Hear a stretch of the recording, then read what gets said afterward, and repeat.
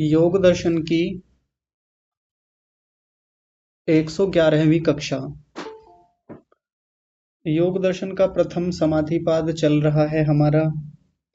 और उस समाधिपाद के अंतर्गत हम लोगों ने 42 सूत्र पूरे कर लिए हैं। अभी आगे कई सूत्र बाकी हैं। पहले पाद में कुल मिलाकर 51 सूत्र हैं।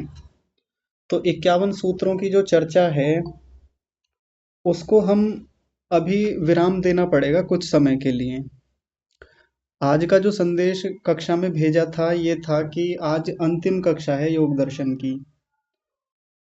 तो कई लोगों को बड़ा आश्चर्य हुआ। बहुत सारे कॉल भी आए, मैसेज आए, जबकि मैंने कहा भी था कि कक्षा में चर्चा करेंगे इस बारे में। पर एक चिंता होती ही है, एक लगाव है, एक जुड़ाव है, एक आत्मीयता है सबकी कक्षा के प्रति, विषय के प्रति, ऋषियों के प्रति। तो जैसे ही कक्षा ये जाना कि आज की अंतिम कक्षा है तो थोड़ा चिंता तो होती ही है सबको। तो मैं कारण रखूंगा कि अंतिम कक्षा किस रूप में है, कैसे है, वो बात स्पष्ट होते होते अंत तक हो जाएगी। लेकिन आज के लिए हमने एक बड़ा महत्वपूर्ण विषय रखा है कक्षा के लिए। वो विषय है विद्या ददाति विनयम। विद्या विनय को देती है। अब आप लोग सोच रहे होंगे कि ये आज ये टॉपिक कहाँ से आ गया। अभी तक तो योग दर्शन में समापत्तियों की चर्चा चल रही थी, समाधि का विषय था, मन की बातें चल रही थी। ये विद्या और विनय नाम की वस्तु तो योग दर्शन में कहीं नहीं है। जहां तक जितना हमने पढ़ा है, और अगले जो 7-8 सूत्र आने हैं आगे, उनमें भी ऐसी कोई चर्चा नहीं है।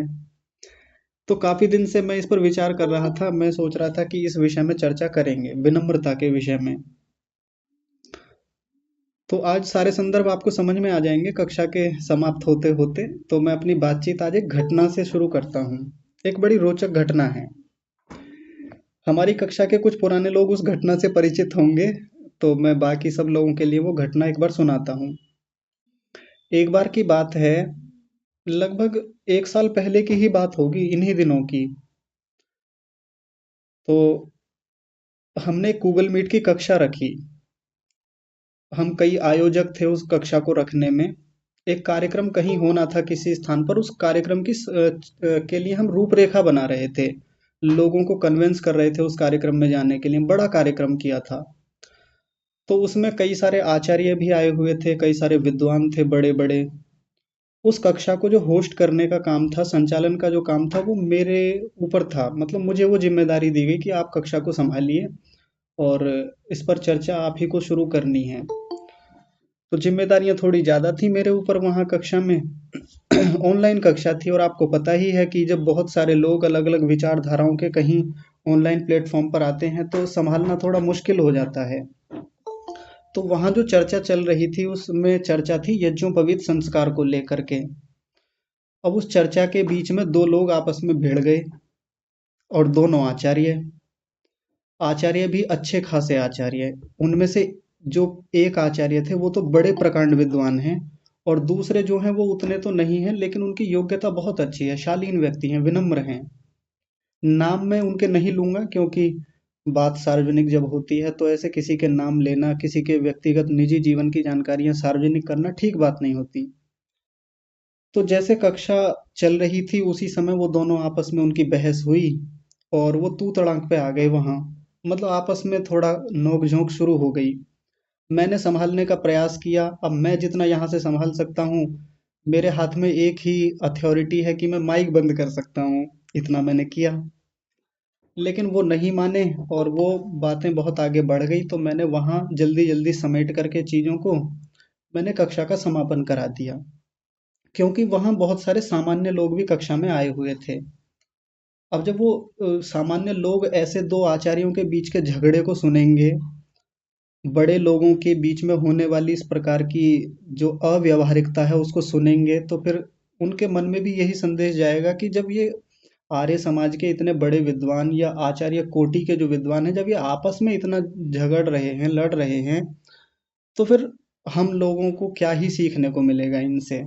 ऐसा सबके मन में आ सकता है, किसी के भी मन में ये बात आ जाती है। इसलिए जल्दी वो कक्षा समाप्त की और वो खत्म कर दिया वहां पर। तो अचानक से वो जो व्यक्ति थे जो बहुत ज़्यादा उबल रहे थे, जो बहुत ज़्यादा गुस्से में थे, उनका मेरे पास कॉल आया तुरंत। मेरा नंबर मिल गया था उन्हें ऐसे ही, जैसे ये संदेश में मेरा नंबर जाता है तो वहाँ भी था। वो आए और बड़े भड़कते हुए तरीके से मुझसे बात करना शुरू किया। और और वो जो दूसरे आचार्य थे जो थोड़े शालीन थे, विनम्र थे, उनके बारे में उल्टा सीधा बोलना शुरू किया कि ये व्यक्ति ऐसा है वैसा है, बहुत सारी बातें बोली अनर्गल रूप से। तो वो मुझसे कहने लगे, आपने मेरा माइक बंद क्यों किया, आपने मुझे बोलने क्यों नहीं दिया, मुझे अवसर नहीं दे रहे थे आप बोलने का। मैंने कहा, जी वहाँ संभलना बहुत आवश्यक था, और आप मेरी जगह अपने आप को भी तो रख के देखिए कि मैं, अगर आप मेरी जगह होते तो आप क्या करते। वहाँ कितने सारे लोग थे और आप जिस शैली में बात कर रहे थे, तो वहाँ माइक बंद करना मैंने ठीक समझा था। अब आप बताइए मैं क्या करता ऐसे स्थान पे, ऐसे लोगों को क्या संदेश जाता है फिर। वो थोड़े से फिर शांत हुए धीरे धीरे। अब वो मुझसे पूछने लगे कि आप क्या करते हैं, कहाँ रहते हैं। मैंने कहा, जी मैं तो एक सामान्य सा किसान व्यक्ति हूँ, और थोड़ा पढ़ता रहता हूँ, पढ़ाता रहता हूँ जो पढ़ लेता हूँ उसको। कहने लगे, आपकी शिक्षा कहाँ से हुई है, आपकी भाषा से तो ऐसा लगता है कि आप कहीं गुरुकुल से पढ़े हैं। तो मैंने वो ही बताया जो अधिकांश मैं बताता हूँ कि मैं कभी गुरुकुल में गया भी नहीं। मैंने तो सामान्य रूप से यूट्यूब से इन इन आचार्यों से पढ़ा है। मैंने आचार्यों के और संस्थाओं के नाम बताए। तो उन्होंने कहा, यहाँ से तो मैं भी पढ़ा हूँ, और आपने तो यूट्यूब से पढ़ा है। वो थोड़ा गर्व के अंदाज में बात करना शुरू किया, घमंड रूप में, कि यहाँ से तो हम भी पढ़े हैं, आपने तो यूट्यूब से ऐसे ही पढ़ा होगा। हम तो सीधे गुरुमुख से पढ़े हैं, और छह के छह दर्शन हमने पढ़े हैं वहां से। उपनिषद भी मेरे पूरे हो गए थे, व्याकरण तो पहले ही पढ़ लिया था हमने। मतलब उनकी बातों में गर्वोक्ति थी, गर्व था, घमंड जैसा था। मैंने कहा, जी ये तो बड़ी अच्छी बात है, बहुत खुशी हुई आपसे बात करके कि आपकी इतनी उपाधियां हैं, आपने इतनी उपलब्धियां प्राप्त कर रखी हैं। हम तो एक सामान्य से व्यक्ति हैं कि जिन्होंने अभी यूट्यूब से मोटा मोटा कुछ पढ़ लिया है, थोड़ा बहुत, अभी तो बहुत कुछ पढ़ना शेष है। तो ऐसे करके हमारी फिर वो बातचीत वहाँ खत्म हो गई। तो हम, मेरे घर के सदस्य भी उस चर्चा को सुन रहे थे, और एक दो लोगों तक वो बातें पहुंची। तो एक सवाल खड़ा हुआ। वो सवाल ये था, आज से ठीक 1 साल पहले की बात है, तो वो संदर्भ आज याद आ गया मुझको। तो सवाल ये खड़ा हुआ कि हमने तो बचपन से पढ़ा है कि विद्या ददाति विनयम। ये श्लोक हमको पढ़ाया गया, ये सूक्ति पढ़ाई गई कि विद्या से विनम्रता आती है, व्यक्ति शालीन हो जाता है, व्यक्ति के भीतर धैर्य आता है, झुकना सीख जाता है। लेकिन ऐसे कुछ लोग हम देखते हैं समाज में, जो बहुत पढ़ लिए हैं, जिन्होंने बहुत विद्या प्राप्त कर ली, जिन्होंने बहुत सारी उपाधियां प्राप्त कर ली, और इतनी विद्या प्राप्त कर लेने के बाद भी उनमें शालीनता नहीं आई। वो इतने घमंड में, इतने ऐंठन में रहते हैं कि अपने सामने किसी को समझते ही नहीं है। उनसे अच्छे तो वो लोग हैं जिन्होंने विद्या भी नहीं पढ़ी, और एकदम शालीन रहते हैं, एकदम विनम्र रहते हैं, झुके हुए रहते हैं, हमेशा कभी इस प्रकार से बात नहीं करते। तो ये प्रश्न हम सब लोगों के मन में भी आता है, कचोटता है, बहुत सारे लोगों को परेशान करता है। और फिर जब ये जन सामान्य के सामने ये चर्चाएं जाती हैं इस प्रकार की, तो जन सामान्य की धारणा पता है कैसी होती है। लोग ये सोचने लगते हैं कि विद्या पढ़ने का क्या ही लाभ है, जब विद्या पढ़ के भी व्यक्ति के भीतर की ऐंठन ही ना निकले, व्यक्ति के भीतर ये ही अहंकार भर जाए, क्या फायदा ऐसी विद्या का। अब बचपन में जब हम छोटे से थे, तो नैतिक शिक्षा की पुस्तकों में, संस्कृत की पुस्तकों में, स्कूल में, ये हम सब ने शायद पढ़ा होगा, सब लोग पढ़ते हैं, विद्या ददाति विनयम, यानी विद्या से विनम्रता आती है, विद्या विनम्रता को देती है। तो ये बात झूठी साबित होने लगती है कई जगह, कि ये जो कुछ लोग, सबको नहीं कहूंगा क्योंकि कुछ लोग ऐसे समाज में हैं जिन्होंने बहुत पढ़ लिया है, और पढ़ने के बाद में अपने उस पढ़ाई का, अपनी उस विद्या का एक अहंकार प्रदर्शित करते हैं, बहुत स्थानों पर देखा जाता है। अब चिंता तो है समाज की, ये हमारे समाज की, कि ऐसी स्थितियां क्यों बनती हैं। इसमें विद्या का कोई दोष है क्या? विद्या की, विद्या इसमें कारण है कि जिसके कारण से ये ऐसी स्थितियां बन जाती हैं, या तो ये श्लोक गलत है, ये सूक्ति गलत है, विद्या ददाति विनयम, या फिर मामला कुछ और है। तो आइए उस चीज को समझने का प्रयास करते हैं, देखेंगे कि है क्या ये। तो जिसने भी ये लिखा है, जिस ऋषि का ये कथन है, विद्या ददाति विनयम, ये जिस भी चिंतक ने बताया है, बात एकदम ठीक है। विद्या से सच में विनम्रता आती है। अब विद्या से विनम्रता आती कैसे है? ये विनम्रता क्या है? तो पहले इसी को समझते हैं। विनम्रता का सीधा सा मतलब है कि व्यक्ति जब विद्या से युक्त होता है, जब उसके पास कुछ ज्ञान होता है, तो वो झुकता है, झुकना सीखता है, शालीन हो जाता है। वाणी में जो कठोरता पहले हुआ करती थी वो मृदु हो गई है। व्यक्ति के भीतर धैर्य आने लगता है। जो एक अहंकार की भावना है इस चीज को लेकर कि मैं ही बहुत जानता हूँ, मेरे पास बहुत जानकारियां हैं, मैंने ये पढ़ा है, मैंने वो पढ़ा है, उन सब चीजों से व्यक्ति धीरे धीरे हटने लगता है। ये विनम्रता का एक सामान्य लक्षण है। अब ये तो हम सबके साथ हो सकता है हमें पता ना हो।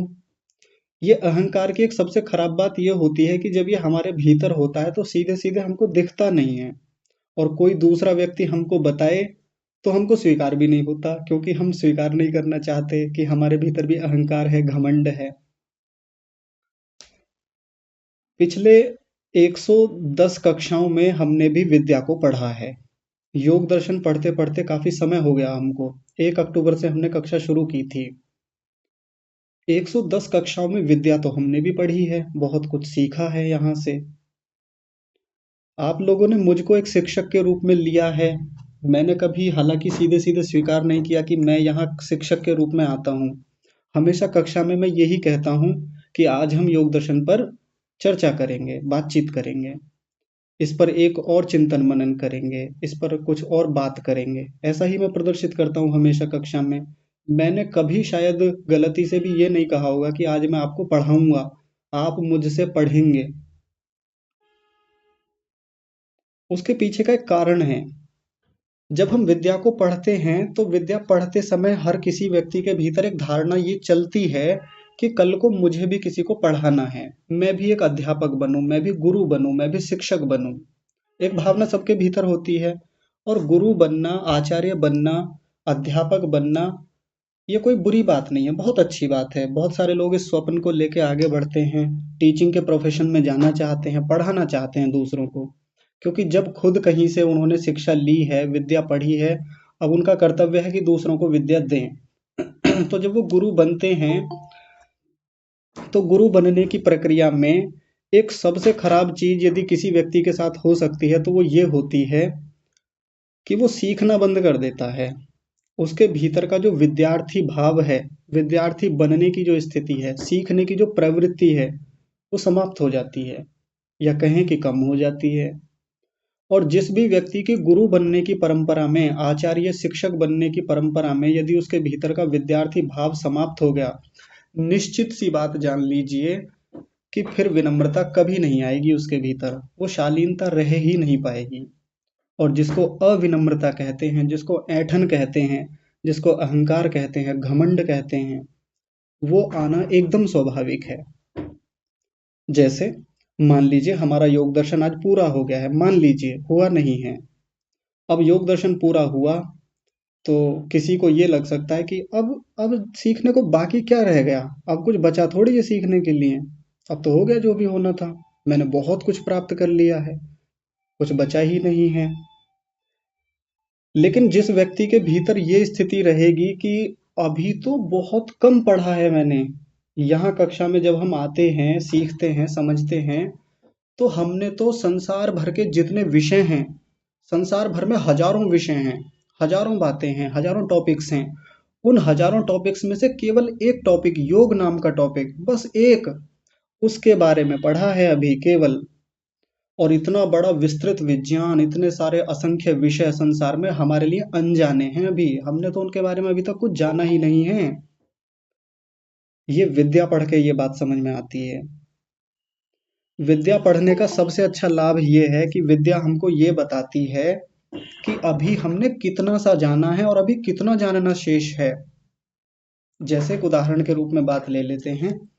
जब योग दर्शन की हमारी पहली कक्षा शुरू हुई थी, भूमिका कक्षा रख दी, दूसरी कक्षा हुई, पहला सूत्र पूरा हो गया, तो ऐसे में किसी को लगेगा कि अरे इतना मैंने जान लिया। अब तो योग क्या होता है मुझको पता चल गया। अब आगे पढ़ने की क्या आवश्यकता है? योग तो समाधि होती है, और समाधि का मतलब समाधान। यही तो करना है जीवन में, और करना ही क्या है? बस यही परम लक्ष्य है। लेकिन अगली 109 कक्षाओं में, 108 कक्षाओं तक, अब तक आते आते ये बात समझ में आई है कि कितना कुछ हम नहीं जानते थे। पहली कक्षा में बस इतना पता चला कि योग का मतलब समाधि होता है।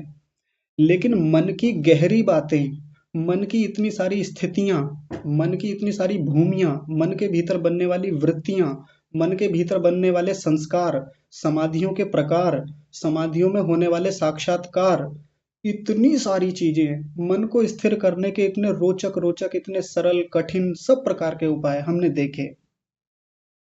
कितना कुछ हमने पढ़ा पिछले दिनों। और कहाँ से पढ़ा, कहाँ से सीखा?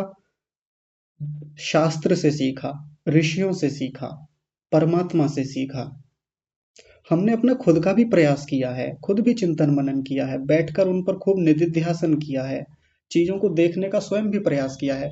जितना हमारा प्रयास है बहुत बढ़िया है, लेकिन कितना प्रयास हमें दूसरों के प्रयासों से करने को मिला, कितना कुछ हमने दूसरों से सीखा, ये कई बार हम भूल जाते हैं। और ये एक भीतर स्थिति बनने लगती है कि इतना तो सीख लिया, अब बचता ही क्या है।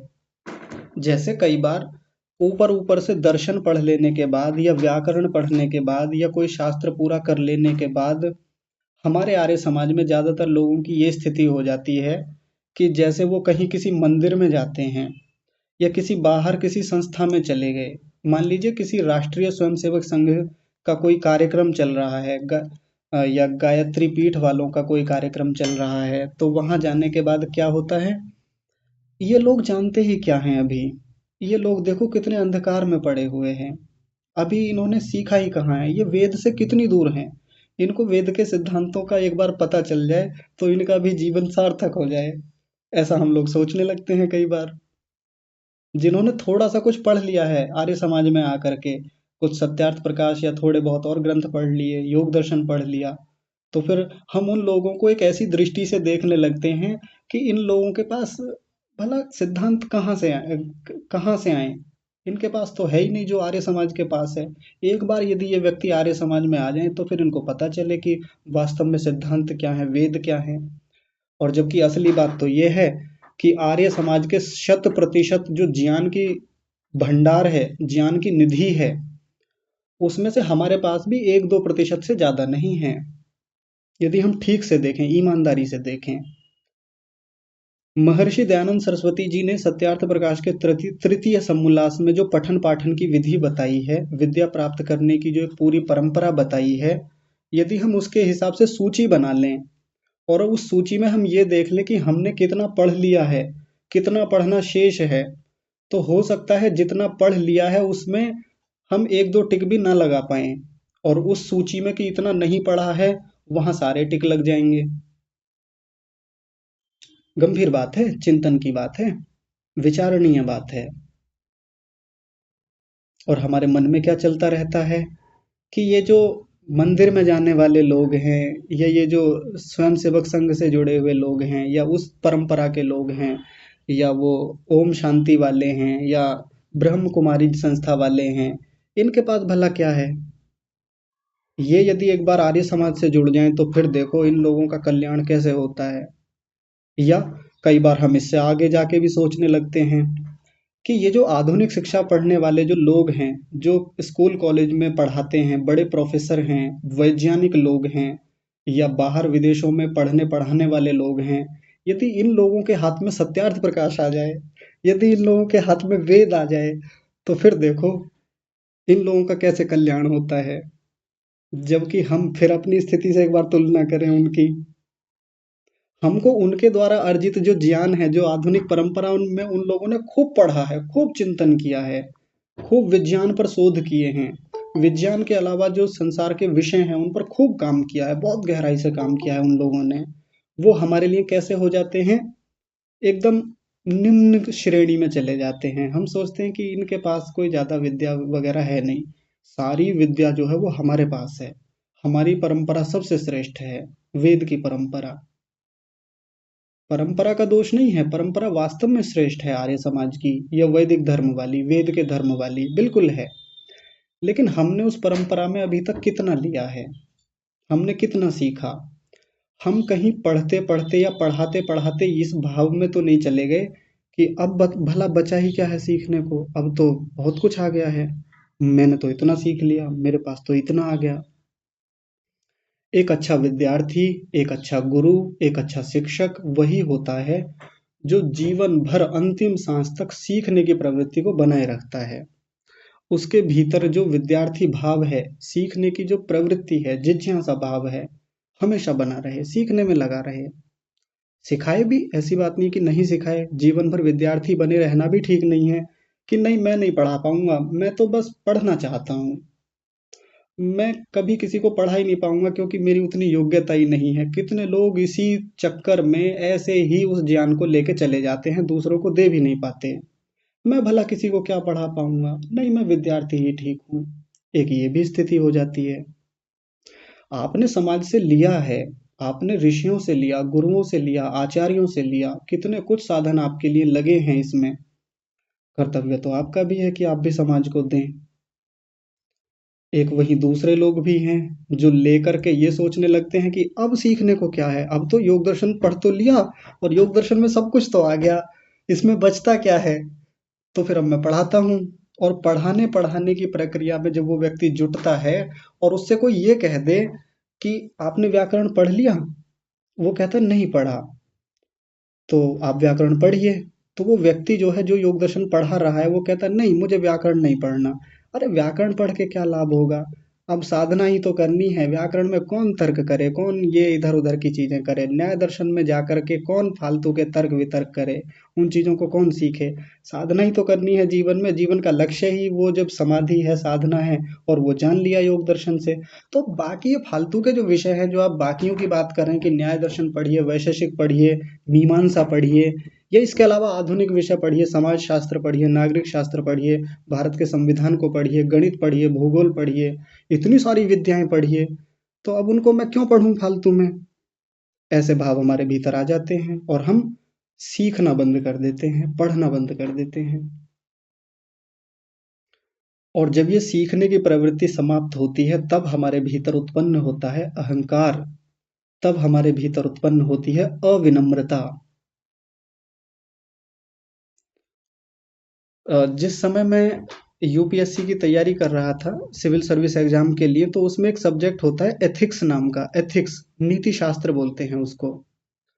तो उस नीति शास्त्र को पढ़ते समय एक बात समझ में आई, उसमें एक एक बात पढ़ी थी कि जो भावी सिविल सेवक होने चाहिए, देश की जो प्रशासनिक व्यवस्थाओं को संभालने वाले जो सिविल सर्वेंट हैं, उनके लिए एक बड़ी कमाल की बात थी उसमें। उसमें ये था कि एक जो सिविल सर्वेंट होना चाहिए, आईएएस ऑफिसर या आईपीएस या आईआरएस ऑफिसर होना चाहिए, वो बुद्धिमान ना भी हो तो भी चलेगा, थोड़ा कम बुद्धिमान हो चल जाएगा, अच्छा खासा वो सोच समझ रखता हो, ठीक है इतने तक चल जाएगा। लेकिन यदि वो व्यक्ति करप्ट है, उसके मन में कुछ खामियां हैं, तो वो अपनी सारी बुद्धिमानी, सारी योग्यता, सारी विद्या करप्शन में लगा देगा, सिस्टम को खा जाएगा वो। तो बहुत बुद्धिमान होना, बहुत पढ़ लिए हैं, बहुत अर्जित कर लिया है, वो बड़ी बात नहीं है, वो तो कोई भी कर लेता है। बड़ी बात क्या है कि वो जो विद्या पढ़ी है, वो जो सीखा है, वो जीवन का हिस्सा बना या नहीं बना, उससे हम कितना झुके, उससे हमने कितना ये सीख लिया कि अभी तो मैं इतना ही कम सीख पाया हूँ, अभी तो इतना कुछ सीखना बाकी है। तो जो उस व्यक्ति ने सीखा है सिविल सर्विस की तैयारी में या किसी भी विद्या को प्राप्त करने में, उस शिक्षा का, उस विद्या का दोष नहीं है कि उस, क्योंकि विद्या से या उस शिक्षा से व्यक्ति बहुत करप्शन कर सकता है।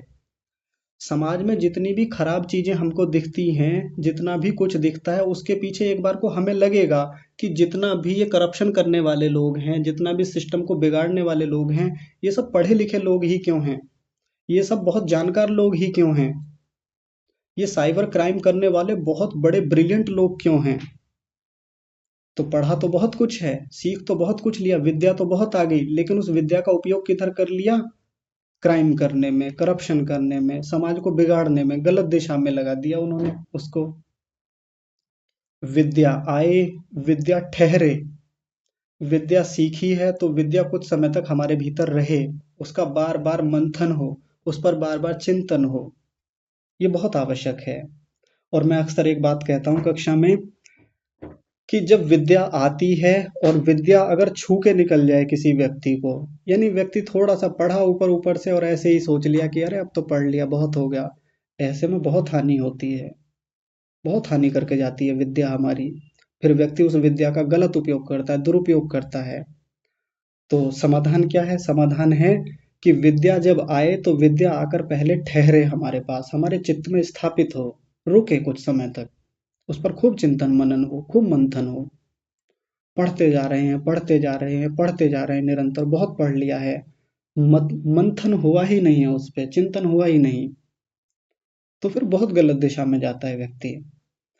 विद्या पढ़ने के सारे लाभों में एक सबसे सुंदर लाभ यही है कि विद्या पढ़ते पढ़ते व्यक्ति को ये समझ में आने लगता है कि ये तो मैंने जाना ही नहीं था अभी तक, इतना तो अभी तक मेरे लिए अनभिज्ञ था, अनजान ही था ये विषय, मैं तो इतना जानता ही नहीं था, ये तो आज की कक्षा से पता चला, या ये तो इस पुस्तक को पढ़ के पता चला, अभी तो इतना जानना शेष है, अभी इतना पढ़ना शेष है।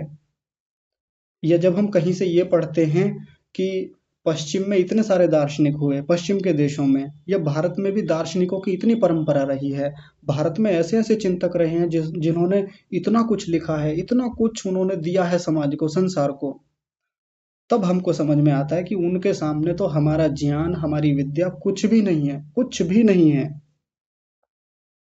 ये भी विद्या से ही पता चलता है, पढ़ के ही पता चलता है, बिना पढ़े समझ में नहीं आता। नहीं तो फिर जब ऊपर ऊपर से पढ़ के निकल गए हैं विद्या को, जल्दी जल्दी जल्दी जल्दी इस चक्कर में कि आचार्य बनना है, या वेदालंकार बनना है, शास्त्री बनना है, प्रोफेसर बनना है, और उस उधर जाने के चक्कर में, प्रतिष्ठा पाने के चक्कर में, आचार्य बनने के चक्कर में व्यक्ति अपने भीतर के विद्यार्थी को खो देता है, और फिर कैसी स्थिति होती है? वही स्थिति होती है जो मैं अभी कक्षा के शुरू में उदाहरण जिन व्यक्ति का बता रहा था, कि उनके भीतर ऐंठन ये रहती है, मैं तो वहां से पढ़ा हूँ, गुरुमुख से पढ़ा है मैंने सामने बैठ करके, और मैंने तो 6 दर्शनों की उपाधि लेकर के मैं दर्शनाचार्य बन गया हूँ। फिर ये जो अविनम्रता है, ये खोखला कर देती है व्यक्ति को, और ऐसा व्यक्ति बहुत सारी पात्रताओं से वंचित रह जाता है। क्योंकि हमने जहाँ ये श्लोक पढ़ा है ना, विद्या ददाति विनयम, विद्या विनम्रता को देती है, इसी की अगली पंक्ति है विनयात याति पात्रताम, विनय से पात्रता आती है। जिस व्यक्ति के भीतर विनम्रता होती है ना, वो व्यक्ति पात्र बनता चला जाता है, यानी योग्यता बढ़ती चली जाती है उसकी, बहुत योग्य बनता चला जाता है, उसके पास चीजें अपने आप आती हैं, इतनी उत्तम स्थिति होती है उसकी। और जिस व्यक्ति के भीतर विनम्रता नहीं होती ना, तो वो व्यक्ति जीवन भर भले ही कुछ भी कमा ले, बाहर से दिखने में लगेगा कि बहुत ऐश्वर्य आ गए हैं इसके पास, बहुत कमा लिया है, बहुत प्रतिष्ठाएं हो गई हैं, इसने बहुत उपाधियां ले ली हैं, डिग्री ले ली हैं, पैसा भी बहुत कमा लिया है, लेकिन वास्तव में जिसको पात्रता कहा जाता है, जिसको योग्यता कहा जाता है, वो नहीं आ पाती। वो तो एक शालीन, एक विनम्र व्यक्ति के भीतर ही आ पाती है। एक शायर हैं, उन्होंने एक बड़ी सुंदर शायरी लिखी, मुझे बहुत प्रिय है, कि कह रहा है शौरे दरिया से समंदर का सुकून, जिसमें जितना जर्फ है वह उतना ही खामोश। आपको समझ में नहीं आया होगा, मैं समझाने का प्रयास करता हूँ कि कह रहा है शोर ए दरिया से समंदर का सुकून, समुद्र का जो सुकून है, समुद्र के भीतर की जो शांति है, समुद्र के भीतर की जो गहराई है, वो शोर ए दरिया से कुछ कह रही है, यानी दरिया के शोर से।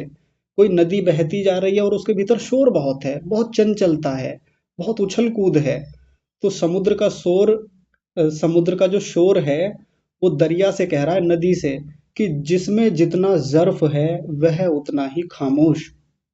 जिसके भीतर जितनी गहराई मिलेगी, पात्रता मिलेगी, वो व्यक्ति उतना ही शालीन हो जाएगा, समुद्र की तरह। ये समुद्र कह रहा है दरिया से, नदी से।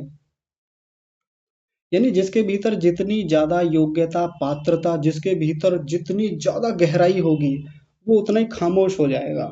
यानी वो उतना ही झुकेगा, विनम्र हो जाएगा, गहरी आवाज़ हो जाएगी उसकी, बातों में वज़न आने लगेगा।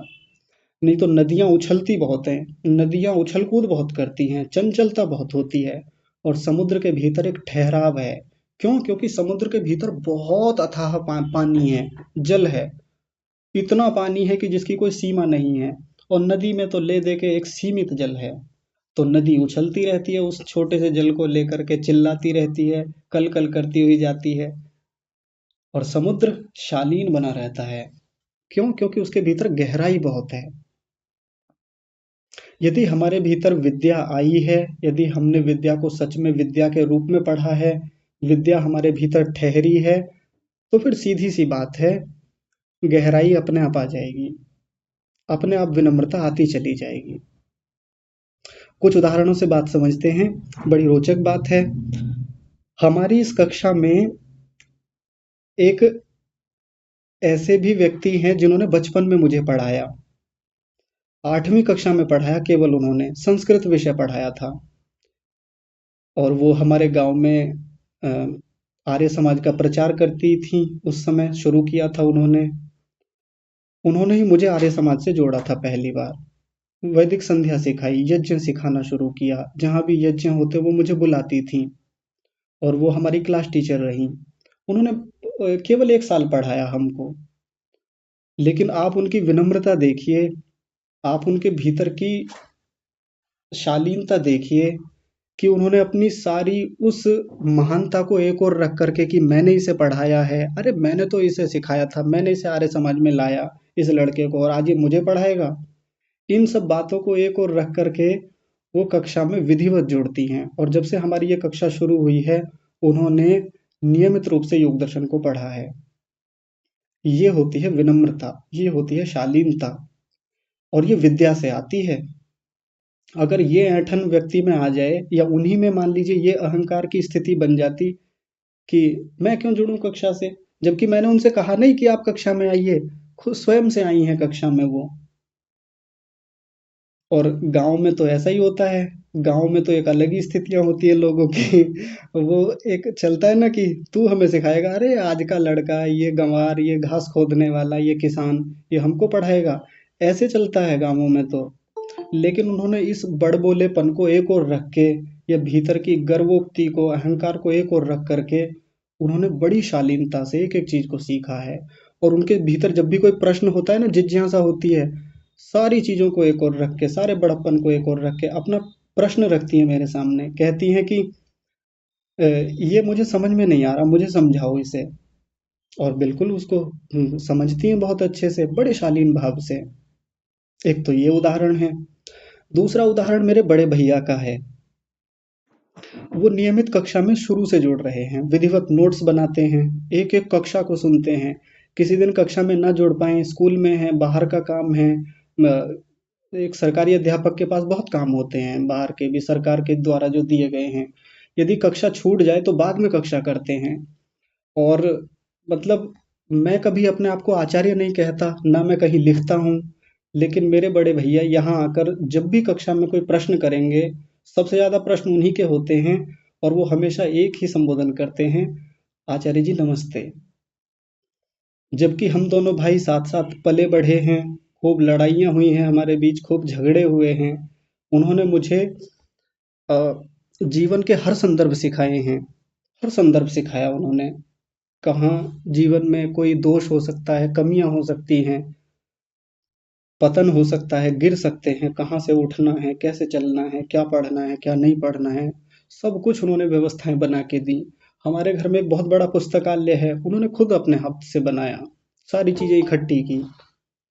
तो एक बड़े भाई का छोटे भाई से पढ़ना, जबकि मेरे बड़े भैया की योग्यता ये है कि उन्होंने बहुत कुछ पढ़ा है, बहुत कुछ। आधुनिक विषयों में भी उनकी शानदार योग्यता है। वो हमेशा से टॉपर रहे हैं अपनी कक्षा में और बहुत कम समय में उन्होंने बीटीसी क्लियर करके वो सरकारी अध्यापक बने। ये योग्यता नहीं तो क्या है? नहीं तो मैं बहुत सारे टीचर्स को देखता हूँ, जब वो जैसे ही टीचर बनते हैं, टीचिंग के प्रोफ़ेशन में गए, तो पढ़ना बंद कर देते हैं, सीखना बंद कर देते हैं। इसके अलावा भैया ने स्वयं भी योग दर्शन पढ़ा है, वेदों को भी पढ़ा है, बाकी खूब सारे शास्त्र उन्होंने स्वयं से व्यक्तिगत रूप से पढ़े हैं, यूट्यूब आदि से भी पढ़े हैं।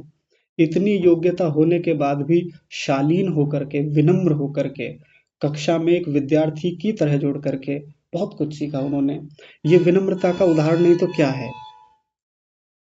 ऐसे विनम्रता झुकना सिखाती है। बाकी व्यवहारों में वो चाहे मुझे डाँट लें, चाहे कुछ भी कर लें, बाकी व्यक्तिगत जीवन में, लेकिन कक्षा में उनकी जो शालीनता है, वो एक हमारे लिए अनुपम उदाहरण है, आदर्श स्थिति है। चौधरी साहब हैं हमारी कक्षा में, मुझसे शायद 2 ढाई गुनी आयु के वो होंगे।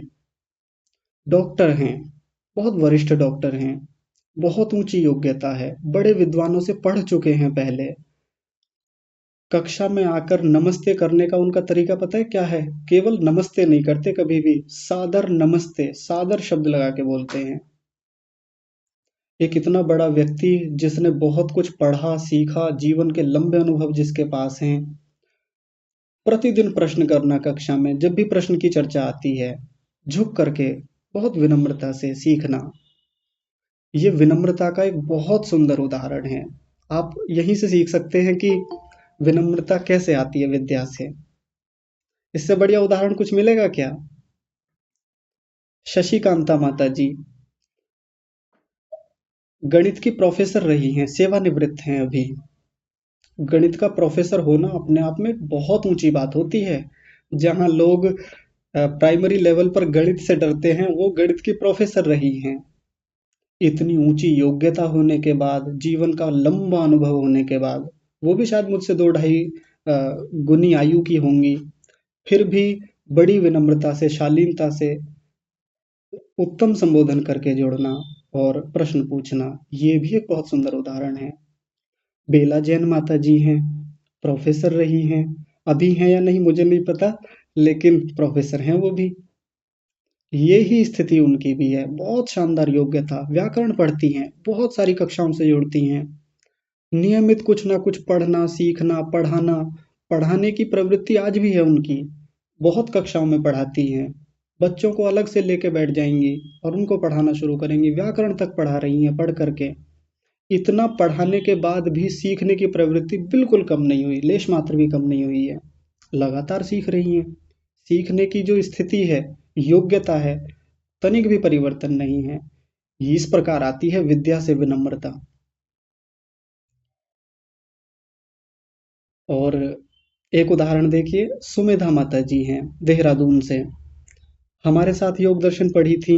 मैं जब योग दर्शन पढ़ रहा था तब वो भी मेरे साथ सहपाठी के रूप में थी, साथ में पढ़ती थी।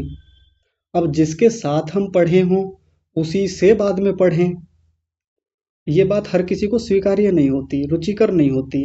हम इसके साथ, हम इससे पढ़ेंगे, अरे तब तो ये हमारे साथ पढ़ता था। ये हो जाता है किसी के साथ, ये मन में एक धारणा बन सकती है। सारी बातें एक ओर रख करके, एक अच्छी योग्यता होते हुए, बहुत उत्तम स्थिति होते हुए, यहाँ योग दर्शन में नियमित रूप से सक्रिय हैं। कर्नल साहब हैं कक्षा में, राजवीर सिंह जी, गुरुग्राम में रहते हैं, अभी कक्षा से चले गए हैं। तो सेना में उन्होंने अपनी सेवाएं दी हैं। अ, एक राउत साहब हैं, वो भी भारतीय वायुसेना में अपनी सेवाएं दे के आए हैं, इस समय गौशाला चलाते हैं। माने इतने देश के प्रतिष्ठित पदों पर होते हुए भी, बहुत ऊंची योग्यता होते हुए, बहुत कुछ जीवन में उन्होंने देखा, सीखा, समझा है, उन सबको एक तरफ रखते हुए बड़ी शालीनता से, विनम्रता से कक्षा में जुड़ते हैं, सीखते हैं, बहुत कुछ सीखा है। ये हम आज के युवाओं के लिए, कक्षा में बहुत सारे युवा भी हैं अभी हमारे, मेरी आयु के हैं, मुझसे छोटे भी हैं, हम सबके लिए सीखने की आवश्यकता है इन बड़े लोगों से। तो यदि आपको लगता हो, सभी लोगों को, मैं सभी लोगों को संबोधित कर रहा हूँ, कि आपने मुझसे सीखा है, मैंने आपको पढ़ाया है पिछले 110 कक्षाओं में, तो वो बात थोड़ी अलग स्तर की है। मैं तो एक सीधा स्टेटमेंट देता हूँ कि इस कक्षा में सिखाया कम है मैंने सीखा ज़्यादा है आप लोगों से। ये जो मैंने कुछ उदाहरण दिए, मामला केवल इन उदाहरणों का नहीं है, बहुत सारे उदाहरण हैं कक्षा में। नीति रामानी माता जी हैं, बहुत सुंदर योग्यता है। विषय को यथार्थ रूप में स्वीकार करने की योग्यता है। जबकि आयु उनकी शायद 63 वर्ष है, जहां तक मुझे ध्यान है अभी भी। मतलब इतनी उच्चतम योग्यता होते हुए भी एक एक प्रकरण को बहुत बारीकी से समझना, छोड़ना नहीं किसी भी बात को कि अरे छूट गई, इसमें ऐसा क्या है, ये विषय समझ में नहीं आएगा तो कौन सी कयामत आ जाएगी। नहीं, एक एक बिंदु को, एक एक शब्द को बार बार देखना, फिर से पूछना, फिर से लौट के आना, पीछे देखना, हर प्रसंग को पीछे से देख के आना, बहुत बड़ी बात है। तो जिन लोगों के मैंने नाम नहीं लिए हैं वो ये ना सोचे कि हमारा तो नाम ही नहीं लिया जी, जबकि हम भी कक्षा में नियमित जुड़ते हैं। तो मैं सबकी बात कर रहा हूँ। दीपक राणा जी हैं। इस समय उनकी जॉब होती है, अपने ऑफिस में होते हैं, कई बार लंच होता है, गाड़ी में होते हैं, ड्राइविंग कर रहे होते हैं।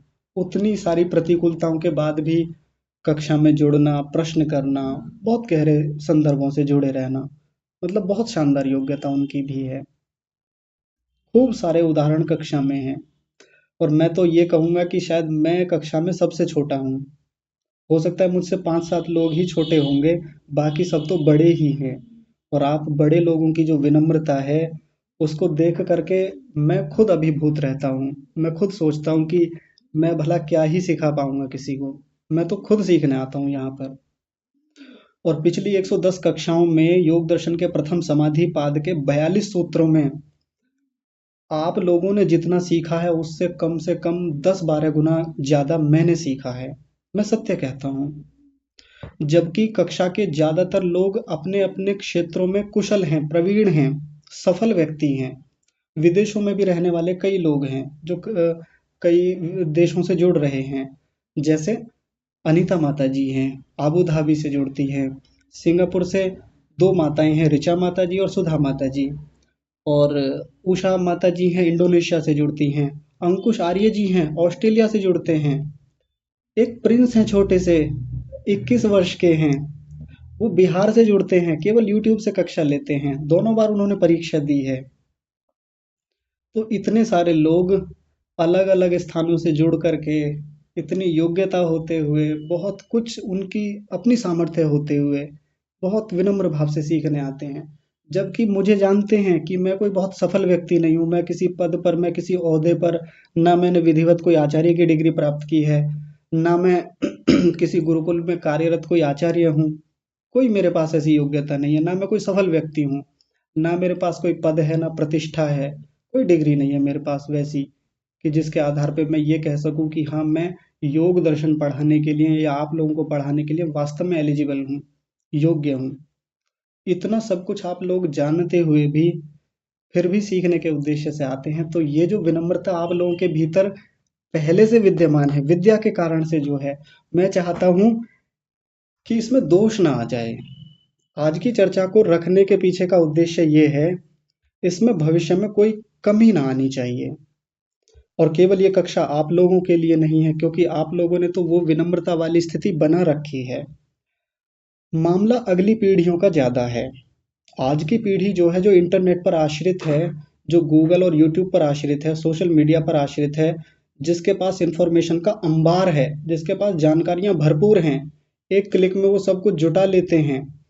तो ऐसी पीढ़ी को संभालने की आवश्यकता ज़्यादा है। क्योंकि थोड़ा-सा सीख लेते हैं कहीं से, कोई यूट्यूब से कक्षा ले ली, कोई कहीं से गूगल से कोई जानकारी इकट्ठी कर ली, कुछ संदर्भ याद कर लिए, कुछ विषय को पढ़ लिया, तो घमंड से भर जाते हैं। एक अविनम्रता आ जाती है कि ये बड़े बूढ़े हमको सिखाएंगे। अरे आप क्या जाने, अरे आप क्या समझे टेक्नोलॉजी क्या होती है, आप क्या जाने ये चैट जीपीटी क्या होती है, आप क्या जाने आर्टिफिशियल इंटेलिजेंस क्या होता है, इसका यूज कैसे होता है। और एक क्लिक में देखो हम कितना कुछ निकाल सकते हैं, हम कितना कुछ डेवलप कर सकते हैं। आप भला हमारे सामने क्या हैं। अगली पीढ़ी की चिंता ज्यादा है। विद्या यदि विनम्रता लाती है, आप लोगों ने उस विनम्रता को धारण किया है, तो जिम्मेदारी और बढ़ जाती है हम लोगों की, कि जिस विद्या से हम लोगों ने विनम्रता को पाया है, आने वाली जो पीढ़ियां हैं, जो हमारे बच्चे हैं, या जो बड़े लोग हैं जिनके पोते पोतियां तक हैं, नाती नातिन हैं, देवते देवतियां हैं, जिम्मेदारियां इनके प्रति ज्यादा हैं। इनको सिखाएं, इनको बताएं कि इतना पढ़ लेने के बाद भी एक व्यक्ति कितना विनम्र हो सकता है, कितने बड़े बड़े लोग जो बड़े प्रोफेसर हैं।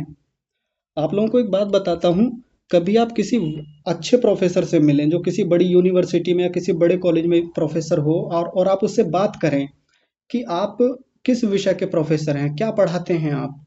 तो जो सच में एक अच्छा प्रोफेसर है, एक अच्छा टीचर है, वो पता क्या कहता है?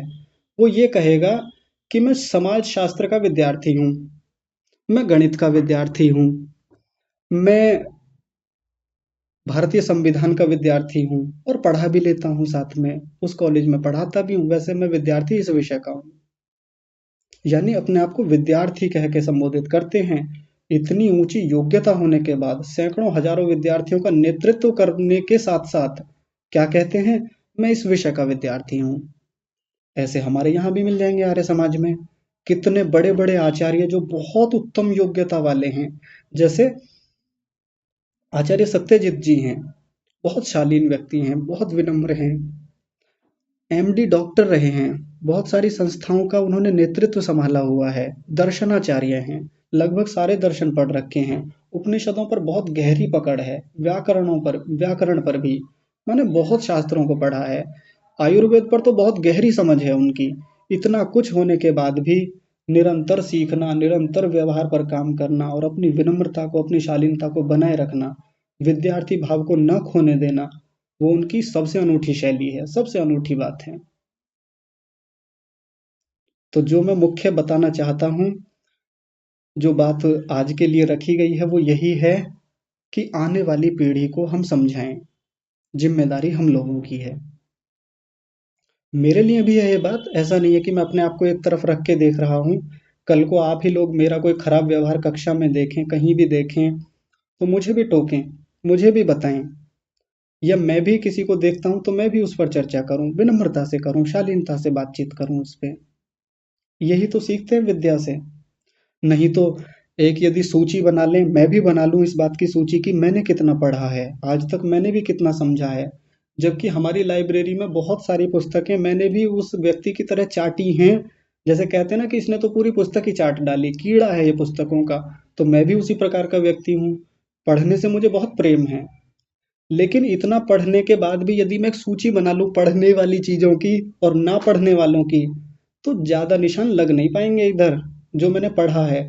और एक बड़ा अंबार खड़ा हो जाएगा जो अभी तक पढ़ा ही नहीं है जीवन में।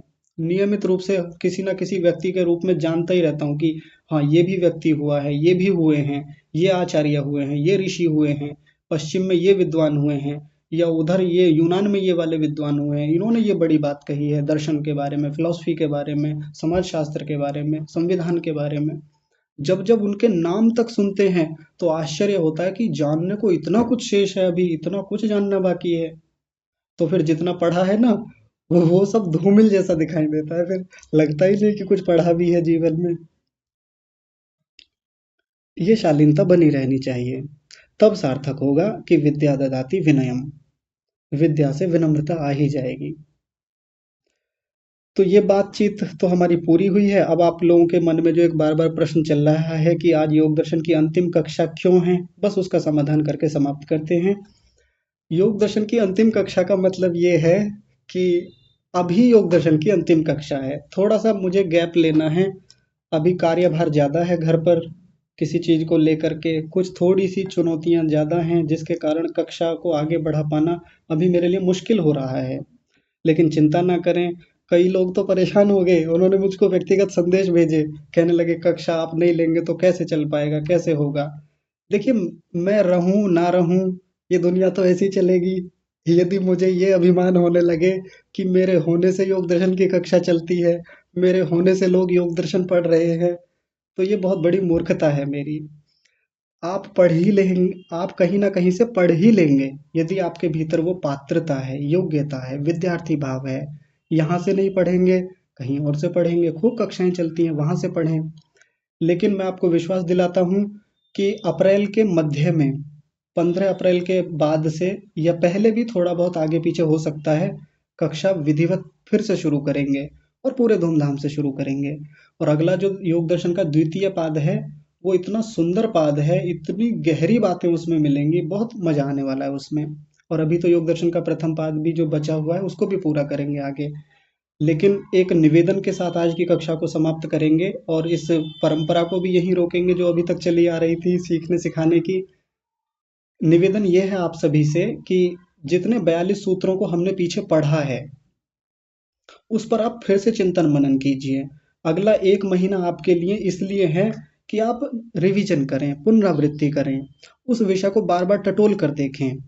और मैं आपको विश्वास दिलाता हूँ, यदि आपने एक बार मन से, तन्मयता से, बहुत एकाग्रता से उस विषय को एक बार फिर से देख लिया ना, तो आपको लगेगा कि जो आप पिछले 110 दिनों में नहीं सीख पाए थे, 110 दिनों में पीछे या 110 कक्षाओं में नहीं चीजें पकड़ में आ पाई थी, वो मात्र 1 महीने में उससे कहीं ज्यादा चीजें पकड़ में आ गई हैं।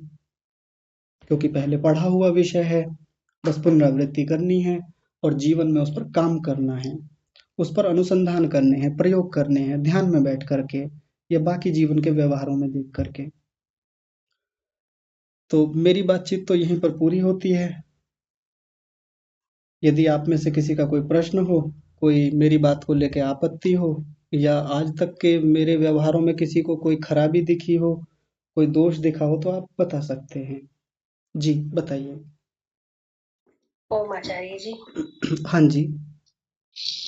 आचार्य जी, मैं कक्षा तो बहुत कम अटेंड किया, हाँ यूट्यूब से तो जरूर देखती हूँ, लेकिन आज आपकी बातों से मैं बहुत भावुक हो गई। सीखा तो आपने तो क्या सीखा, लेकिन मैंने बहुत ज्यादा सीखा है। हालांकि 50+ मेरी एज है, जी। बहुत ज्यादा सीखा है। और इतनी विनम्रता और बात करने का तरीका, इतनी कम उम्र में हर माँ चाहेगी आपके जैसा बेटा हो आप। मतलब ऐसा नहीं है कि मैं आपके सामने तारीफ कर रही हूँ, जी। मैं घर में भी आपकी बातें करती रहती हूँ बहुत ज्यादा, और कक्षा तो ज्यादा अटेंड नहीं कर पाई पर आपको सुनती जरूर हूँ। हाँ, कोई बात और नहीं। इतनी सारी जिम्मेदारी होने के बाद भी मैं आपकी कक्षा का मोह छोड़ नहीं पाती, जब भी जितना भी टाइम मिलता है मैं अटेंड जरूर करती हूँ। हाँ, चलिए, बहुत और धन्यवाद आपका। आपके लिए बहुत बहुत आशीर्वाद, बहुत बहुत आशीर्वाद दिल जी, से। जी, धन्यवाद माता जी। सरोज माता जी। आ, आ, हाँ, जी, जी, शशिकांता माता जी, आप बताइए। मैं इन बहन जी की बातों से बिल्कुल समर्थन करती हूँ। वास्तव में आपके अंदर प्रभु ने वो गुण दिया है, शायद ही किसी को दिया। मैं भी आपके व्यक्तित्व से बहुत प्रभावित हूँ। जी, ठीक है माता जी, धन्यवाद आपका। खैर मुझ में इतनी योग्यता नहीं है कि आपसे मैं सब चीज सीख लूं, लेकिन फिर भी मुझे बहुत अच्छा लगता है, मैंने बहुत कुछ सीखा है। हाँ, बहुत बढ़िया, सीखते रहना चाहिए। धन्यवाद माता जी। सरोज माता जी। नमस्ते। हाँ, नमस्ते माता जी। सरोज अग्रवाल माता जी कुछ कह रहे हैं। माता जी, आचार्य जी प्रणाम। हाँ, प्रणाम माता जी। मैं क्या कहूँ, शब्दों को कैसे कहूँ। सच में आप इतने अच्छे, इतने विनम्र और इतना ज्ञान, इस तरह उन्होंने एक एक शब्द को अनेक रूप में आपने समझा समझा के हमारे दिमाग में भर दिया। अब हम कितना स्वीकार कर पाए ये हमारी कमी हो गई आचार्य जी। मैं सच में आभारी हूँ, आप बहुत ही अच्छा। और आप ही जिन्होंने कहा वो सारी बातों को जोड़ते हुए मैं कहती हूँ कि रियली मैं सबसे कहती हूँ कि आचार्य जी का बहुत अच्छा है। और आज जब मैंने ये देखा कि आप अंतिम क्लास है, तो सबसे पहला प्रश्न आज मैंने ही किया था कि आचार्य जी ये क्या लिखा है आपने। हाँ तो जी। और मुझे अच्छा लगा, बहुत अच्छा लगा कि आपने अभी ये कहा कि मैं 15 तारीख से फिर करूंगा जी। प्रणाम। इसके आगे मैं और क्या कहूँ, मेरी संपूर्ण भावनाएं आपको समर्पित है आचार्य जी। जी। सचमुच इतना अच्छा आपने करा है कि मैं बता नहीं सकती। और एक दिन आपसे बात हुई थी ना, मैं मेरठ से हूँ, जो आपसे ध्यान है। 2-4 दिन पहले बात की, जी, जी, तो ध्यान है। मैं वो ही हूँ। और प्रणाम आचार्य जी, हाँ, बस प्रणाम। जी, प्रणाम माता जी। एक बात आपके सामने रखना चाहता हूँ, बस छोटी सी बात है।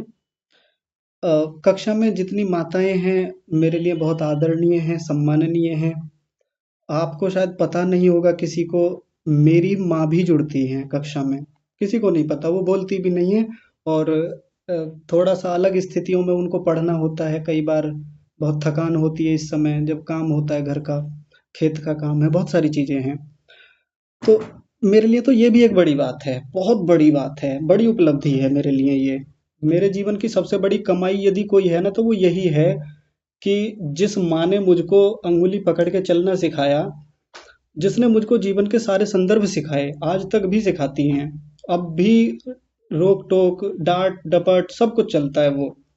सब कुछ होने के बाद भी जैसे कक्षा शुरू होगी ना, 1:50, 1:50 55 तो वो आएंगी। एक दूसरा फ़ोन है, थोड़ा वो कमज़ोर फ़ोन है उसको लेकर के आएंगी और गांव की भाषा में कहेंगी, इसमें भी कर देना, इसमें भी क्लास को चला देना" तो फिर मैं उसमें चलाता हूँ और वो दूसरे कक्ष में अन्यत्र जा करके एकांत में सुनती है कक्षा को। और कभी कक्षा के समय पे ना सुन पाए तो अलग से सुन लेती हैं। ये उन चलिए, आचार्य जी प्रणाम है उन माता जी को। हाँ जी। आचार्य जी के दर्शन करना चाहिए। हम मैं कई दिन से सोच रही हूँ कि आचार्य जी को बोलूंगी कि माता जी दर्शन कराओ मैं। करा देंगे। आचार्य जी सही बात आपने कही, बिल्कुल दर्शन कराइए हाँ, जरूर। करा देंगे, करा देंगे। ठीक है, बेला माता जी आप बोलिए, कुछ कह रहे हैं? मैं आपसे एक बात कहूँगा सभी से, आप मेरी प्रशंसा मत कीजिए, आप वो मत बताइए, आप बस यदि किसी को कोई आपत्ति हो, कुछ और निर्देशन हो, कोई सुझाव हो तो वो बताइए। जी बेला माता जी। आचार्य जी यही चीज तो सीखी है हमने आपसे, ये सभी तो सीखा है। जी, जी माता जी। ओम बोलूं मैं? हाँ जी, बोलिए ना। जी जी, सादर नमस्ते। नमस्ते। पहले तो मैंने ना ये पूरा संदेश नहीं पढ़ा कि आज आपकी अंतिम कक्षा है। सरोज बहन जी का प्रश्न आया तो मेरे को थोड़ी हैरानी हुई। जी, मैंने बस ये पढ़ा था कि आज विद्या विनम्रता सिखाती है, जी, तो उस पर चर्चा होगी। पूरा मैं संदेश पढ़ नहीं पाई, तो मुझे मेरे दिमाग में एक बहुत बड़ा क्वेश्चन मार्क वहीं से लग गया। फिर मैं सुनती रही, मैंने कहा कुछ बात होगी। फिर तसल्ली कहाँ हुई जब आपने कहा कि अप्रैल में होगी।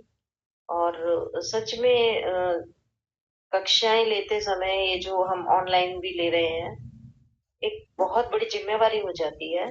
और जब आप खेती से और अपने कार्यों से जुड़े होते हैं, तो जब आपने बताया कि मैं मध्य अप्रैल तक के आसपास इतना व्यस्त आप रहेंगे, तो थोड़ी सी ना तसल्ली हुई। बाकी शिकायत तो बहुत दूर की बात है कि हमें एक उत्कृष्ट आचार्य के रूप में पुत्रवत आप मेरे लिए प्राप्त हमें मिले, यहाँ पर उपलब्ध हुए। और जी, हम सब लोग पढ़ रहे हैं, बहुत अच्छा लग रहा है।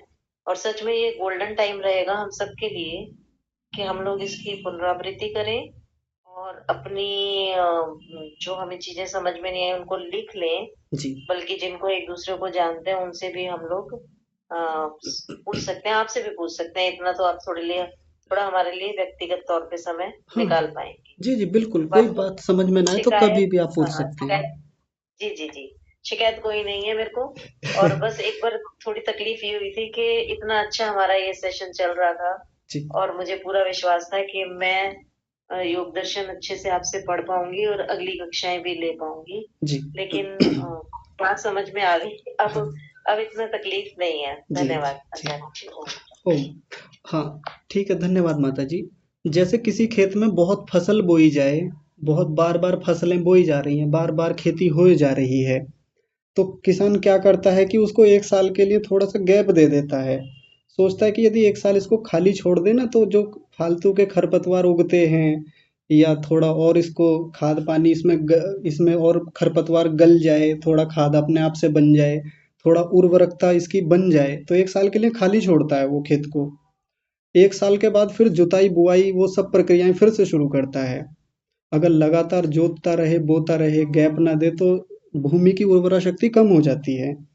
तो हमारी जो ये योग दर्शन नाम की जो ये कृषि है, ये जो खेती है, इसको 1 महीने का ही तो गैप दे रहे हैं ताकि आप इतने समय में थोड़ी पुनरावृत्ति कर लें, जोताई बुआई को छोड़ करके जो भी खरपतवार है उनको साफ कर लें, देख लें, अपने आप को टटोल लें। और बाद में जब मध्य अप्रैल के बाद में आएंगे तो फिर से वो जुताई बुआई की प्रक्रिया फिर से शुरू की जाएगी। ठीक है, चौधरी साहब आप बताइए। जी आचार्य जी सादर नमस्ते। नमस्ते जी। पहला तो आचार्य जी यह जो आज का विषय रहा, जो आपके अपनी भावना व्यक्त की, जी, ये हमारे लिए एक चिंतनीय विषय है। इस पे थोड़ा सा हमें चिंतन करना पड़ेगा। जी, आखिर ये विषय जो है, जो आज आया है, कारण तो आया नहीं होगा, ये विषय कुछ ना कुछ का इसके पीछे कारण होगा। जी, इस पे हम चिंतन मनन करेंगे। हाँ, और दूसरी एक प्रार्थना है, जी, यदि संभव हो तो जी, जी, बताइए। ये समापत्ति विषय जो चल रहा था, जी, इसके अभी 2 सूत्र शेष थे। हाँ जी, ये बहुत ही बढ़िया इंटरेस्टिंग टॉपिक था, और ये ऐसा लग रहा है कि जैसे हम कोई एक चीज ले रहे हो, ग्रहण कर रहे हो जी और उसमें से आधी हम ग्रहण कर पाए और आधी हम नहीं ग्रहण कर पाए, और वो फिर काफी दिनों बाद हम उसको ग्रहण करेंगे। हाँ जी तो इसका मेरा थोड़ा सा ये था, अगर संभव हो सके तो इसके शायद 2 सूत्र और बाकी बचे, निर्वितर्का, सविचारा, निर्विचारा। जी। यदि इसको पूर्ण कर सकते हो तो जरा बहुत ही आपकी जो है कृपा हो, क्योंकि फिर ये समापत्ति वाला विषय हमारा पूरी तरह से जो है हाँ जी, वो हो जाए। नहीं चिंता मत कीजिए। देखिए आपकी तो योग्यता बहुत बढ़िया है, आप बड़ा बढ़िया सीखते हैं, पर कक्षा के कई लोग ऐसे हैं जिनको अभी केवल समापत्ति शब्द भी समझ में नहीं आया है, क्योंकि उस दिन थोड़ी सी आपने देखा होगा, परसों भी ऐसा हुआ था। तो अभी थोड़ा सा चिंतन मनन आप भी करिए, वो पुनरावृत्ति करते रहिए, और जब ये एक समापत्ति जो हमने देख ली है सवितर्का, जब ये आपको पूरी तरह से आपको भी स्पष्ट हो जाएगी, तब जो बाकी के निर्वितर्का, सविचारा, निर्विचारा बची हुई हैं, उनको देखेंगे बिल्कुल। मैं सारी पुनरावृत्ति फिर से करवाऊंगा, आप चिंता मत कीजिए, वहीं लिंक करेंगे, जोड़ेंगे। जी। हाँ और जी, ये आपने एक विषय दिया, इस पे हम चिंतन करेंगे, आखिर ये विषय क्यों आया। हाँ जी, आपका बहुत बहुत धन्यवाद, आभार, फिर से हाँ सादर नमस्ते। जी, ठीक है, नमस्ते जी, धन्यवाद। अनीता माता जी, आप सादर नमस्ते आचार्य जी। नमस्ते माता जी। आचार्य जी, मैंने आपका YouTube से नंबर लिया है, लेकिन अब मुझे जब आपका मैंने पढ़ा कि अंतिम कक्षा, तो मेरी तो जान ही निकल गई थी। मैं काफी अधूरा ही रह गया ज्ञान हमारा, लेकिन अभी संतुष्टि हुई आपका सुन करके कि अप्रैल में चालू कर रहे हैं। तो आचार्य जी, मैं आपका बहुत बहुत धन्यवाद करती हूँ, इतना कुछ सीखा आपसे है। आप हमारे बेटे हैं, इतना भर भर के आशीर्वाद देती हूँ कि आप फले फूले। लेकिन मेरी एक विनती है आपसे कि आप इतना हमारे पर पुरुषार्थ करते हैं, तो मंथली आप हमारे से, हम इतने लोग जुड़ते हैं, तो कुछ तो हमारा भी कर्तव्य बनते हैं आपके लिए। तो हमारा मंथली आपको कुछ जाना चाहिए हमारे से, तो हम अच्छे से विद्या अध्ययन कर पाएंगे। नहीं, आपका ऋण हमारे पर बहुत चढ़ा हुआ आचार्य जी। तो मेरा रिक्वेस्ट है आपसे कि मंथली आप सभी से जो भी कुछ आप दें तो वो करें, तो वो मेरा आंतरिक, मतलब मेरी इच्छा है कि सब अपनी अपनी इच्छा से जो भी आपको, आपके लिए जो आशीर्वाद के रूप में जो भी दे, वो मेरी अंतिम मतलब आंतरिक इच्छा है, ये स्वीकार कर लें आप। माता जी, एक प्रश्न, बात से सहमत हूँ। एक प्रश्न का उत्तर दीजिए माता बहन जी। की बातों से हम भी सहमत है, रुकिए तो, और होना चाहिए कुछ ना कुछ। हाँ रुकिए तो, आचार्य जी हम भी सहमत हैं। रुकिए रुकिए, सुनिए तो हम सही, सभी को होना, सुनिए तो हम सही, सभी सहमत है इसमें। सुनिए तो सही, आप मेरी बात तो सुनिए पहले। अनीता माता जी, एक प्रश्न का आचार्य जी, उत्तर दीजिए मेरे को बस। तो रोना ही आ रहा है, मतलब मैं क्या बताऊं। नहीं रुकिए, एक प्रश्न का उत्तर दीजिए आप पहले बस। मेरे माता पिता ने मुझको बहुत अच्छे से पालन पोषण किया, बचपन से लेकर अब तक उन्होंने बहुत अच्छे से जो भी हो सकता था, जितना भी वो मेरे लिए कर सकते थे उन्होंने किया, तो मैं कैसे लौटाऊं उनका। आचार्य जी, लेकिन उन्होंने तो किया, हमने तो कुछ नहीं किया। आपने इतना नहीं, किया पहले हमें उनका भी। बताइए, मैं कैसे लौटाऊं। हाँ, अब आप तो लौटा ही रहे हैं, तो सीख रहे हैं आपसे, तो लौटा ही रहे हैं आचार्य जी। लेकिन आप आचार्य जी बहुत सारी माओ को पढ़ा रहे हैं। हाँ, हम लोग तो मतलब एक अंधकार में थे, लेकिन इतना प्रकाश दिया आपने, हम आपके सामने बोल पा रहे हैं, नहीं तो बोल भी नहीं पाते हम लोग। तो आप, अच्छा अनीता माता जी कुछ कह रही जी। मैं ये कह रही हूँ, आप इनकी इच्छाओं के अनुसार कीजिए, अपना ज्ञान दे रहे हैं, ये मुझे क्या करना, ये हमारी प्लान होने चाहिए, ना कि आचार्य जी से इसमें परमिशन की जरूरत है। बिल्कुल सही, बिल्कुल सही, बिल्कुल सही। आचार्य जी मना करते थे ना, ये बोला ये आंसर बहन जी आपका बहुत अच्छा है। हाँ, ये कुछ है, मुझे लगता है कि सही है, यही सही है, बिल्कुल सही है, बिल्कुल ये सही है आचार्य जी, तो नहीं कहते कभी। आप लोग सब मन से देंगे तो नहीं मना करें। हाँ, सही बात है। आचार्य जी मना करते थे, इसलिए मैंने बोला है ये बात। आचार्य जी केवल स्वीकार कर ले, मांगने की बात नहीं, स्वीकार कर ले। हाँ, मैं यही सोचती हूँ, स्वीकार कर ले बस आचार्य जी। माता जी, आप एक बार मेरी बात को सुनिए। मैं कह रही हूँ, जैसे वो अपने ज्ञान देने में स्वतंत्र है, वैसी हमारी जो भी इच्छा है वो हम अपने आप में स्वतंत्र हैं, उसमें आचार्य जी का कोई भी बाधा उत्पन्न नहीं कर पाएंगे। तो अगर बहन जी आपकी बात का हम समर्थन कर रहे हैं पूरा। और उसका हमें कोई आसन तो मिले। और नहीं, आप अपनी स्वेच्छा से, किसी को ये नहीं कहा जाएगा कि आप इतना दीजिए, आप इतना दीजिए। जो आपकी इच्छा हो वो आप कर दीजिए। हम QR कोड आपको भेज देंगे, आप अपने हिसाब से कर। रुकिए तो सही माता जी। मंथली मंथली आचार्य जी को जाना चाहिए। मंथली नहीं, कोई ये मंथली की कोई बात नहीं। आपकी जब स्वेच्छा हो तब दे, ऐसी कुछ नहीं है। ऐसा नहीं है कि ये वो क्या महीने का, हम महीने के हिसाब से, पर हम हमारी कहते हैं कि मन से जो निकले वो अच्छा है। ये मंथली हम नहीं बांधने को कभी कहेंगे। जब स्वेच्छा हो, किसी की परिस्थिति कुछ भी हो सकती है, तो हम मंथली तो नहीं कह सकते। हाँ, जब इच्छा हो हम QR कोड उसमें डाल देंगे ग्रुप में, और आप अपने हिसाब से जब एक उनको खाने पीने के लिए चाहे कुछ भी समझ चाहिए, एक उनकी पढ़ाई किताब से नहीं हम सहयोग कुछ करें, ऐसा कुछ नहीं है। बस सही छोटी सी सहयोग है, आचार्य जी बिल्कुल मना नहीं करना।